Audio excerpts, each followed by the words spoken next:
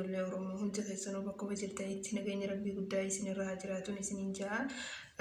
Inshallah warri haarawaa gara chaanala Faaya Oromoo dhuftan bakka nagaan dhuftan isiniin jenna. Akkuma isin like, share, subscribe godhuun nu cinaa dhaabbadhaa nu guddisaa isiniin jenna. Inshallah warri kana dura maatiin nuuf taatanii jirtan galatoomaa isiniin jenna.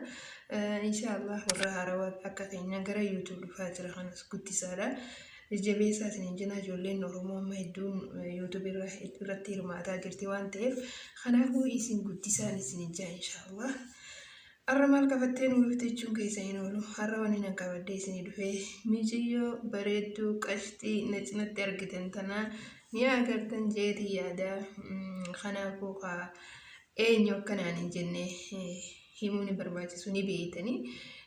Kanaafuu nama miidiyaa irratti beekamaati.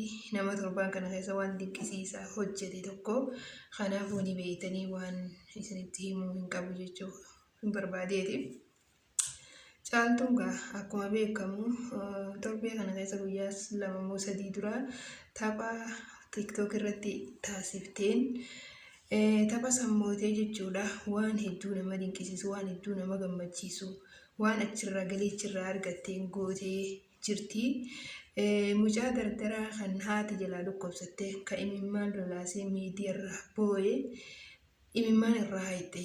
Inshallah Oromolleen kan caaltuu kanarratti dabaltee akka haadha isaa wallaananiif abdii qabna inshallah. Akkasumatti caaltuun waan sanirraa hafee uummata keenya kan bakka bira rakkate gargaarte jechuudha.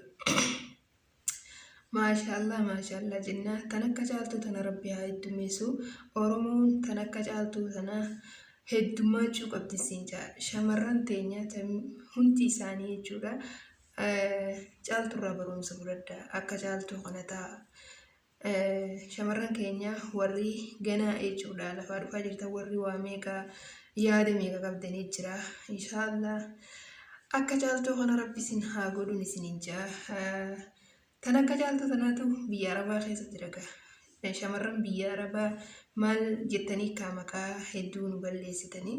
Shamarran biyya Arabaa takkitti nama 2-3 baala geejichaaf goota akkanaa beeytuu akkanaa tan odoo keessa jirtu. Shamarran biyya Arabaa sharmuutaa baala gee maal jettanii maqaa walii qabdanii maqaa nu balleessitan jechuudha. Maashaallah. Caaltuun irraa ijoollee biyya Arabaa jirtu maqaa itti goote. Jiruu baqaa keessa jiraatteetti roorroo biyya Arabaa tan daangaa dabarte tana keessa jiraachaa Rabbiin galanni haa ga'u haa galatoomtuun jaa.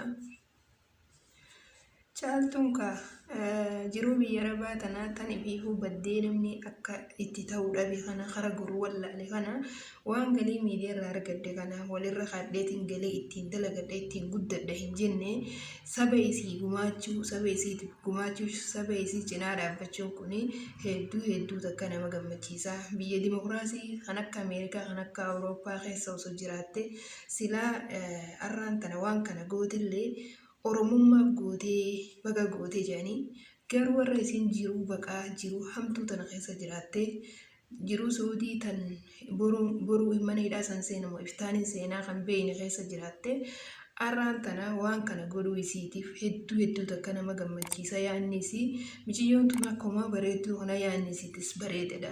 Maashaallah. Oromoota akkanaa tana qabaachuun hedduu takka nama gammachiisa. Osoo isiin irraa jechuudha nama yaadan cime nama guddaa osoo ta'e miciyyoon tun nama yaada guddaati. Har'a isiin nama ijoollee jechuudha. San hundaa'uu caalteet waa hundaa'uu dabartee har'a waan namni guddaan isii olii namni miidiyaa irratti illee beekamtii qabu namni qabeenya illee qabu hin godhin goote jechuudha. Har'a isiin maashaallah. Mijiyyootu wallahi hedduu takka nama gammachiiste nama hedduu gammachiiste maashaallah. Ijarraa Rabbi si hambisu Rabbiin bakka isiif haa buusu innaa isii Rabbi haa gammachiisu. Haadha teenya ta'isiin gumaacha akkanaa gumaachiteef sanis Rabbi haa fayyisu. Oromoon guutuun cinaa dhaabbattee akka fayyaa isiitiin obboleessa keenya kan boo'e sanillee gammadee nutillee gammannu Rabbiin waa godhu jaa inshallah. Caaltuu teenya haaluma kanaan itti fufii inshallah. Oromoon hedduu sirraa gammadee jira. Hedduu takka sirraa gammadee jira. Ana akka kiyyatti dhala shamarran biyya Arabaa tan maqaa badaa itti moggaasan tana maqaa irraa hayxee jedhee yaada. nama takka lama baalagee waan dalaganii nama balleessan jechuudhaaf shamarran biyya arabaa jedhanii maqaan nu yaamame.